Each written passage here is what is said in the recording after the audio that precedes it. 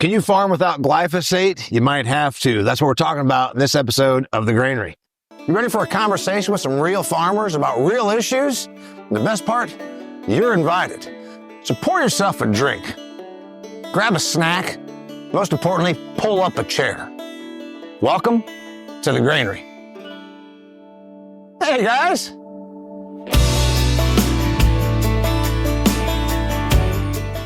All right, guys, you heard me pose the question, can you farm without glyphosate? There's a certain amount of sentiment going. There's a little bit of maybe regulation coming. There's a lot of public ill will about the use of glyphosate. If you go on social media, if you hear certain politicians talk, and now we got potentially the RFK Jr. situation. Can you farm without glyphosate?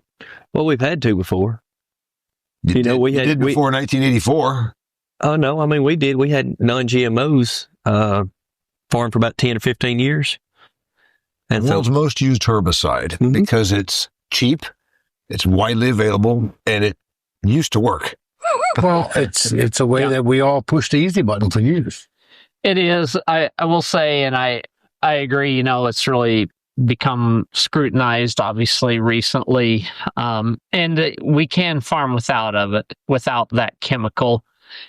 We've done it. Some of those chemicals were pretty pricey. So I will say one thing that glyphosate does, even if you're not using it on your farm, it keeps your other tools in the toolbox competitive price. I forgot to do the introduction again. And somehow I get so comfortable talking to you guys, I always forget I got to tell the viewer that I'm not only joined by my friends Chad and Temple with XtremeAg, we're joined by our friend Galynn Beer with AgroLiquid, who is a business partner. And in fact, AgroLiquid is sponsoring this very episode of The Granary, so we very much appreciate that.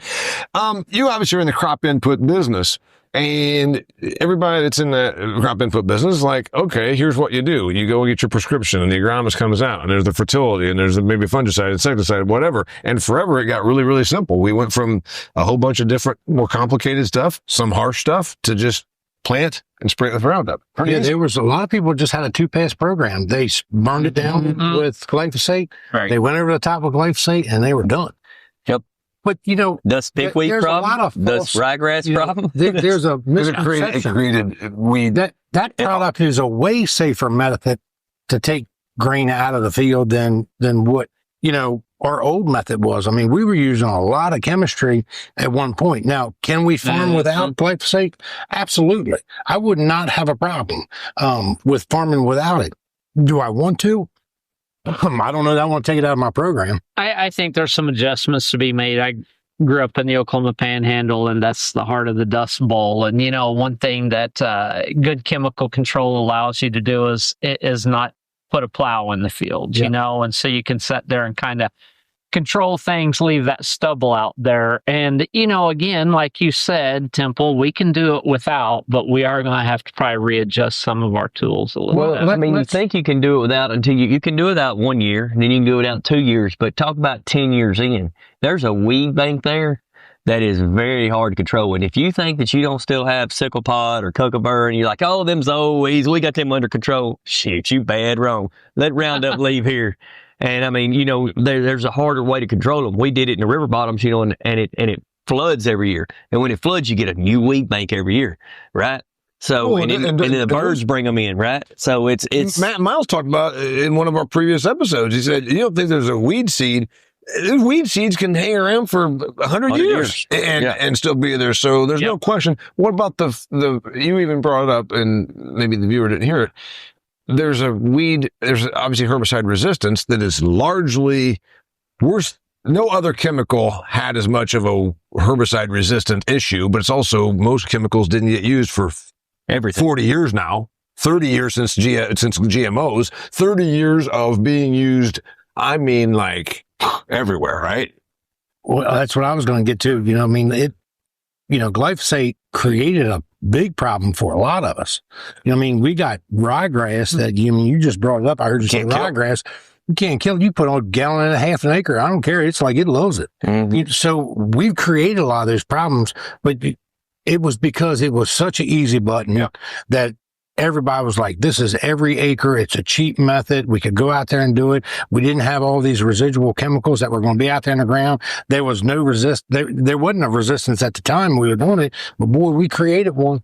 I think, part of what's hurt us too a little bit is it almost became an Olympic sport in my neck of the woods to see who could do the most with the least. Yeah. And so we were like, oh, I got that with 6 ounces of Roundup. Well, okay, maybe you did get volunteer wheat with 6 ounces of Roundup, but all the other weeds just breathed it in and started developing a resistance to it. That's exactly what we did. But you know what? Let's just don't talk about glyphosate. What have we done over the years as farmers, even in fertility, dry fertility, that we've created other issues, down the road, salting problems or what have you. So, I mean, it's just one of the things we've done. And again, it took 40 years. So, I mean, I'll kind of take that and we'll fix the problem that we've had, to. Yeah, you're saying we got a 40-year run with Roundup. I mean, you got a 40-year run with it and it still works. We just got to add something to it, Yeah, what I mean? so what's the next thing that we're going to get 40 years out of? I don't know. I ain't got 40 years left. Do we have something there's nothing new on the table? Is there? Yeah, I know. It's hard for me to sit here today and see what that 40-year run would be. I see a new thing. The stuff that gets up and volatilizes and kills the neighbor's stuff reminds me of the old Banville, and I'm going back to the 80s, I realize, but it's because I don't work like you guys do with this stuff every day. Well, what's that stuff called? The stuff dicamba. So, I mean, you can talk about glyphosate has its issues because it's, a trace per trillion is in your kid's Fruit Loops, or because it got some resistance issues. It sure as hell doesn't pick up and fly to the next township and kill the neighbor's field. So there's a lot of more stuff. I mean, when you compare it to the stuff that we used to put out, or even Dad them when we started spraying, but Dad them used to put out when we were spraying cotton in the South, like, man, this ain't no problem. I mean, you talk about seeing pictures of people riding a mule with sacks on each side and talking about DDT and they dusting the cotton like this is not a problem. I'm pretty sure I stirred chemicals with my hands. Yeah. Some of them were yellow, so I had yellow sleeves a bit, So. Yeah, there's a lot. We touched a lot of nasty stuff. I mean, what happens if you go back when Roundup first came out and instead of just throwing that on the market, what happens if they made you look, if you're going to use this program, you have to buy a residual and you have to put a residual down and you're going to use this as your post-chem pass with this and you can't continually use that. Had they implemented that years ago, we would be in a very different place. But they felt like they were selling against themselves. Yeah, at that point, they loved your 2 or 3 pass program. Exactly. But just think about it. Let's just say it bought you 5 years. Well, I mean, we would have still had the problem. It would have just bought you 5 years. The good news is there's the technology that's out there, and with the new chemistry that's coming, we're constantly changing. Now, you don't see guys now that just have a program. Yeah. You don't see that anymore. That's gone. Right. You're right. Everybody's chemical program, like my chemical program this year, is a little bit different than what it was last year, and it was way different than the year before that. So as long as we keep new chemistry out there, it allows us to get over that hurdle, and we get a lot more years out of things than what we did. I want to go back to the previous thing that you said. Why didn't they, and you use the actual trade name Roundup, which obviously anybody watching this show knows that glyphosate is the generic of Roundup, whatever. But the point is, you said, why didn't they put in as a condition, if to use our stuff, you've got to do this? Look at the hell Monsanto caught by making farmers sign a contract. If you use our proprietary that they spent all that money R&D on, if you're going to plant our Roundup Ready seeds, you're also going to agree that you don't keep those seeds back and clean them and put them in. And then once farmers broke that contract, cleaned their soybean seeds, replanted them. I personally know 2 farmers within 20 miles of here that got sued. And then, of course, the NPR and the New York Times comes out. Those big evil corporations are suing those farmers. I'm like, no, they're upholding a contract. Yeah. Imagine the hell you'd have caught if you said, to use glyphosate, our Roundup, you also got to agree to this, this, and this. Oh, evil Monsanto is punishing those farmers again. It's I mean, they got enough malignment they get maligned in the media as it works. I think to Temple's point, and unfortunately we all learn over time, we're using Roundup today the way Roundup should have always been used. That is my point. I think, what we were afforded back then was the luxury of we had one thing in inventory, and it was glyphosate. Right. Yeah. And now we got to manage inventory of about 6 or 7 different things. And that's inconvenient, but that's how it should happen. But if you didn't have it, how many things would it be? Yeah, right. You know, That's if you didn't have it, you would be spraying, because I've done it. You know, we had to spray 4 times where we got one spraying of a product of glyphosate, one spraying of glyphosate, and then it took us 2 more spray-ins and a burn down to do the same thing. Yeah. You know, the amount of product. It's been valuable for us. Yes, the amount of product we didn't put on the surface of plants and didn't put on the surface of the ground. I mean, we probably cut that in half, didn't we? Yeah. Oh, easy. I think that it's made, to be honest with you, I think it's made our soil better because it's not ever really touching the soil. It's a systemic product that got pulled right into the plant. Well, remember, you tell people it has no residual in the soil or no soil residual, but the people that are opposed, and trust me, I try to read the anti-ag media also, and there's all over social media or whatever news releases from the Environmental Working Group that will try and tell you that our soil is contaminated because of overuse of glyphosate. So we never thought it had you just residual. don't know what you don't know. Well, that's right. I mean, you just got to be smarter what you're working with, you know. And I mean, I just can't help it. You can't educate. I mean, it's just so much education some people take. Well, you probably had to cut that out. No. But anyway, well, you're not insulting me. Maybe you were. No, I wasn't. No, I wasn't. But yeah, it's not. It's not known as a residual. But I guess there is the possibility that if you use something so much, maybe there is some Roundup that's hanging around. But the same people won't quit eating. No. I mean, the same people won't quit eating so much, right? So, I mean, that's when you get into the whole non-GMO thing, you know? I mean, we obviously know we're all, if you farm, you're a soils guy, right? Yeah. If you farm, you're a soils guy. I'm going to jump up on my soapbox just a minute.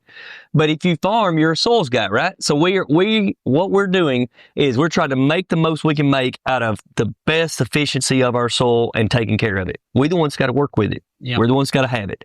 And then the other side of the fence, claims that we're just damaging the soil, we're doing this, but they're steadily eating. They're steadily eating. And they still don't know where the food comes from. They think it comes from Walmart. I mean, it's amazing to me. And just go back to, they're so worried about just a little bit of, whether it may be glyphosate that's in there. They're still worried about that, afraid it's going to create health concerns. But if we go back to the old way and you look at we did, a Granary episode on nutrient-dense crops. Yep. The nutrients that are in the crops that we're growing today, that even have had glyphosate put on them, versus years ago, we have to go all the way back to where we used to be, where we put on all this chemistry. You don't think that quality of food is very different than the quality of food that we have now? It is very different. Very different. And that quality of food that was way back when is probably terrible. And who knows what we can find in it. Can I go back to the question? Because I really think it's, can you farm without glyphosate? We're going through a lot of that.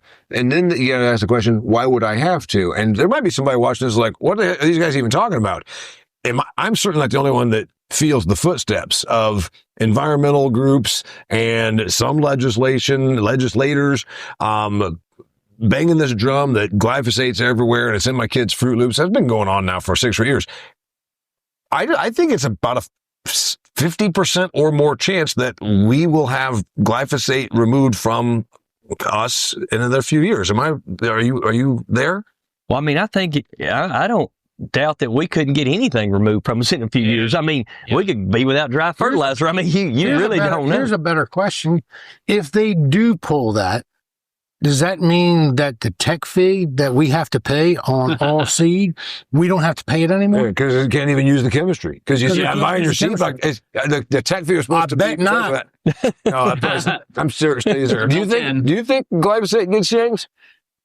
I think the window is longer than a few years. It always amazes me how slowly anything positive or negatively happens. Like, we talk about it, but you can't remove a tool suddenly or you send some system into shock. I do think, Damian, the piece and Temple brought up nutrient density. And actually, we've talked about it in plants. We've talked about it on one of these episodes from a person standpoint. Believe it or not, you can almost predict your weed pressures from the fertility in your soil. And so you get a low calcium soil, you get east of the Mississippi, you're going to fight a lot of these grasses that these guys have talked about. And you get out where I'm at in those high calcium soils, we're going to battle those broadleaves. And you can plan your applications. And farmers never look at a soil test. Well, what would I put for a herbicide there? You actually can start being predictive as to what would be most effective. So you don't think glyphosate gets banned or taken away from us in the next few years? I think it's one of those things, to be totally honest with you, and I hate to say it like this, and I think that they're going to basically, it's going to burn out. You know what I mean? You think about GMOs, how it was such a hot topic, and it was on the tip of everybody's tongues, and they didn't even know what it was because there was not enough education there. And now, whether there is enough education there to burn that away, I think that it eventually kind of goes away. And I think farmers are never trying to do the wrong thing. We're always trying to do the right thing. Absolutely. And for me, for instance, don't get me wrong, I did the whole glyphosate 2-pass program, loved it for years. It was fantastic. It worked. It was easy. And they would tell you, like, it's so safe you can drink it. Now, did I drink it? No. But did I spill plenty on myself? Yes. And if we were going to get cancer from it, I should be dead a long time ago, like a long time ago, because we weren't talking about going out there and spraying a little bit of grass in the crack of the concrete and walk through with flip flops. We're talking about spraying 20,000 acres a year. Or you hand sprayed and walked through it. Yeah. What are you talking about? I'm talking about splish splash. It's all over my shirt and the rest of the day. All right. So and by the way, the people. I don't think that the government has done a good job. The people have done a good job of, if they are taking something away, there's a plan in place for which way we're going to slide into it. There's always a plan, and they'll pull this out. But if they pull it out, there will be a plan in place that's already proven. Yeah. They won't just throw us in the fire. I already think that farmers use less glyphosate now than what they did years ago by a long shot. Yeah. Here's one of the reasons that I'm going to say this. I'm going to say it to you, Galynn, and you tell me if I'm wrong. I try to only use glyphosate. On my burn down program, and I never try to put it over top of my crop. I try to not put it over top of my crop because we know that every time we put glyphosate over the top, it ties up micronutrients, and it is a flash in the corn that we're using, micronutrients to try to get it out of that flash that it goes through. We've been down that road so many times that we're overcompensating by using, like a manganese product to try to get it out of it. We've done this for years, but we didn't know that it was happening. We just said, it was yellow flash. We're not going to worry about it. So we were spending extra money. So we're trying very hard and do diligently to not overutilize a product now. It's just like every fertilizer has its place. Every chemical has its place. And that's kind of what you're saying. I think all of us at this table, man, we're thinking our lucky stars that glyphosate came into existence. Yes. I think my part of the world would have blown away, if we hadn't gotten that. But I think we also realize that socially it's come under a microscope, and we've also realized it's smarter for us to use it a little bit better. And I think you're pointing that out, Temple, as you're using it where it gives you the most bang for your buck. Yep. And I can tell you right now, I do know that. It will literally stop the plant. Like, you can see the plants where you miss some, and there'll be weeds there, but that plant is just so much healthier. Yep. And, it stops that plant, and it takes back off. But it has to induce it. It has to go through. I'd much rather use that product than go out there and burn down with gramoxone, because we used to, years ago, we'd burn down with gramoxone, and you just look at the box of gramoxone, and it's a skull and crossbones. You're not stirring you ain't stirring that one up. So, I have a much better, feeling for me that's a safe product. And you pour it in a tank, and there'll be a dot on you somewhere. When you pour it, I don't know how it gets there. It is a blue dot that you get somewhere. And you're like, I'm super safe. I'm wearing gloves, and I got all the PPE gear, whatever it is. And then you're like, you look in the mirror, and you got a spot right there. And you're like, that was a close call right there. You know what's interesting is I'm around, non-agricultural people, my travels and whatnot, and then it's always, tell me about the glyphosate, and they've heard somewhere on their yoga partner, or they saw it on Facebook. The glyphosate. I'm like, well, that's not really what it's called. CSI Miami or something. And then after they go on about, I heard they spray it, and it's always this thing where they're just alarmed about it. The average consumer, and they're just so bad. These factory farms using all these chemicals. I said, well, let's go back 40 years ago when I was a freshman, sophomore in high school. I said, you think the stuff was not being used then? Well, they didn't use it. I said, the kind of stuff we blew out the door, you can go through all those old trade names. they flinged them. I mean, they just flinged them out there. We're using chemistry so much more judiciously now than we did then. So the consumer is complaining about something that the complaint should have been made 50 years ago, probably. Yeah. I mean, I think it's always hard, and I don't care if you work in ag or outside of ag. It's always, to me, everything comes down to cost and benefit. And Chad mentioned DDT earlier. Well, okay, DDT, I mean, it's banned now. And everyone thought it was horrible, but at one point it was saving millions of lives because people were getting malaria. Yeah. And, we tend to focus on the negative side or the costs. And that's what's hard is if people never hear the side of the benefits. I've been reading the book Silent Spring, which is sort of like nails on a chalkboard to someone in ag, but I feel like I need to hear that side of it. And my issue, not that there's not good points in that book, my issue is the benefits are never discussed, just the cost. It was also read from an alarmist standpoint. It was. And side note to the viewer, Rachel Carson wrote that book in the 60s, which largely, they believe, began the environmentalist movement. It also gave rise to the EPA, which created the DDT as evil narrative to justify the EPA existing. Right. And that's the tough part. It's never really about the science. And back to that thing. Correct. One thing I would ask, though, these guys, it's such an effective tool, glyphosate, and it's affordable. And yeah, you're using it right now, and we've overused it. We know that. If it goes away, you're going to have to change things up. And you can make the cost argument, or you can make the convenience argument. Which one would be the biggest adjustment that you don't look? If you didn't have glyphosate at your disposal this season, what would be the biggest adjustment? Probably be the cost. It would probably be the cost. I mean, the convenience is there. It's right, but we're going to find something to spray in its spot, or we're going to spray ahead. But I mean, and convenience, like it all rolls back to cost anyway. Convenience is shared of cost. So yeah, I would be in the same camp as Chad in that it's cost, and they're coming out with other good grass herbicides that grain sorghum now has that we've never had that you can put but again, by the time you pay for the genetic and you pay for the treatment, you're like, boy, can the price of Milo support that? And so I think with Chad's comment is you can be effective, but can you be cost effective? And then you have a seed that's traded again, I mean, it's being able to spray over the top. Here we go, it's traded again. It's a lot to do.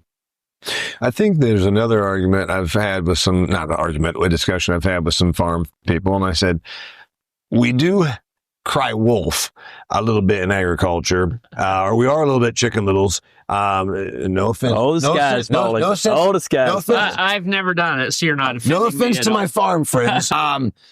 Here's what I would say. I heard it when they took the tetracycline out of the poultry barns. That was a thing for years. They put an antibiotic in the drip lines. It kept them from getting coccidiosis, and it kept them so that they could not die, and they grew a little faster. Oh, we got antibiotic resistance in the humans. It's got to be because of the tetracycline. Oh, we'll never be able to grow eggs. We won't be able to raise. How many chicken barns are within 100 miles of you, and how many they don't have any problem producing chickens or eggs, right? So the tetracycline thing was Chicken Little, no big deal. Same thing, pigs. 10 years ago, we're using too many antibiotics in pigs. I'm working for the pork industry. Oh, God, we're not going to be able to raise pigs, and pork prices are going to double. Pork prices are completely affordable. We probably would adjust if we didn't have glyphosate. It's just that we'll squawk and Chicken Little it for a little bit and then probably be fine. Well, like I said, they've done a good job of always having something in place. I mean, there's an avenue. They'll give us an avenue out. I think the worst thing would be somehow if they did like what's happening in Europe, where they start setting goals of we're just going to make a government-induced conversion to organic, where they want you to be no chemistry, period. Sure. That's a shock to the system. That's not a shot. That's how I don't want. I'm going to tell you I'll tell you what would happen is there'll be a lot of big weight loss going on. Well, and the unfortunate part of that is, and I've had this discussion with people on airplanes before, is, I mean, people that like in the U.S. that have money, we're not going to starve to death. No. But, if you're not careful with these regulations, you're giving a death sentence to someone that tries to live on $2 a day. Yeah. Not in the United States necessarily, but in some countries, which is the same thing happened with the DDT thing, unfortunately. I wrote about it in my book. When you do the research on that, millions of lives were lost because of the banning of DDT. Yeah. And you say, well, that was a U.S. ban. We made a condition that if you accepted United States aid, yes, you also had to ban it. So all of a sudden, these countries that people are living on 40 cents a day to keep their little bit of meager money coming from the United States also had to get rid of the chemical that prevented malaria. Well, it's a cost benefit. Right. Cost benefit. You have to talk about both of them in any situation. We're talking about the thing on glyphosate. Is there anything else on that? Because I think that it's I think it's a good topic. He says it doesn't go away very quickly. I think, man, I just see how these political movements get going, and I think it's going to be. I tell you what, they better be careful of the evil that they don't know. Yeah. Mm-hmm. But remember, unfortunately, but movements are political movements, activism. It preys on and feeds on emotion, not logic nor science. Everyone that watches you on this episode, Damian, they're stacking totes of glyphosate in the back of the barn right now. Yeah. Well, don't do that. But anyway, I know that Mrs. Mason will not very much be happy because she does the backpack sprayer to take care of the driveway and the fence rows around here. And I mean, but a tote would finish you out. Yeah. For the rest of our life of owning this farm, we don't need but maybe 50 so gallons. I thought you were going to say something worse, because there's worse things than glyphosate being banned as far as the weed control around De La Rosa Farms. Is that if Damian has to start doing the backpack spray, that's the worst thing that could happen around here. We know that's not going to happen. No. He's just going to give her a weed eater. Yeah. Let's go ahead and get that lean, too. Yeah. It's looking a little or knee rough. pads, at least. Well, you've been here 3 times now. She keeps the place really nice. Look, I've seen her out on the tractor mowing and doing all kinds of stuff. He's like, oh, I got to go do a podcast. It's a hip. It's always a hip or something, Yeah. But, according to him, it's still work. It's just different work. I'm like, he's married his caretaker. It's Temple Rhodes, and he's married to somebody, and clearly it wouldn't be me because he's my biggest critic. But anyway, we love him anyway. And he's sitting with Chad Henderson here. They're both from XtremeAg, and we're joined by our friend Galynn Beer with AgroLiquid, one of our business partners and the sponsor of this very show. They sponsored several shows here at the Granary. You know what? We welcome you to come to the Granary. It's a place where you can sit and talk with real farm guys about real stuff. And you know what? It's a lot of fun. So pull up a chair figuratively and join us anytime here. And if you want to learn more about AgroLiquid, the website is agroliquid.com. Fertility products that can fit your farming and make it better. Till next time, thanks for joining us at the Granary. Cheers. Cheers. I don't even have a trophy to get out for you to show this time. Trust me.